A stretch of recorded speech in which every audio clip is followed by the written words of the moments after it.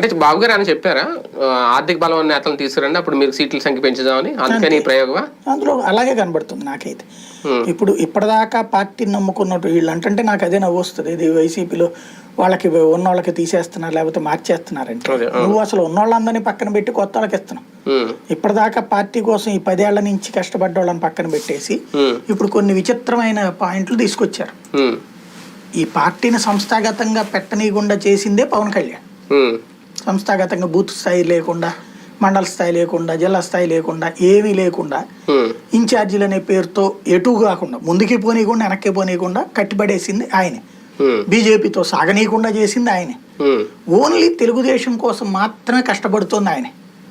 2014 నుంచి ఈ రోజు వరకు తెలుగుదేశం కోసం చంద్రబాబు కంటే కూడా అహరహం శ్రమిస్తున్నది పవన్ కళ్యాణ్. అందులో భాగంగా 14లో గెలిపించడానికి, 19లో ఆయన మళ్ళీ గెలిపించడానికి, 24లో అధికారంలోకి తీసుకురావడానికి తనని తాను త్యాగం చేసుకుంటూ, తనని నమ్మే కాపుల్ని త్యాగం చేస్తూ, తనని నమ్మే కేడర్ని త్యాగం చేస్తూ, ధనవంతులైనటువంటి ఇప్పుడు వస్తున్నటువంటి వాళ్ళలో తెలుగుదేశం సింపథైజర్స్ అయినటువంటి వాళ్ళు చూస్ చేసి పంపిస్తున్న వాళ్ళు వీళ్ళంతా.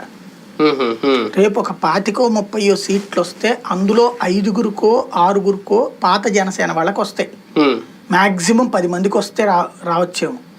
కానీ మిగతా 20-30 మంది కూడా ఇలా కొత్తగా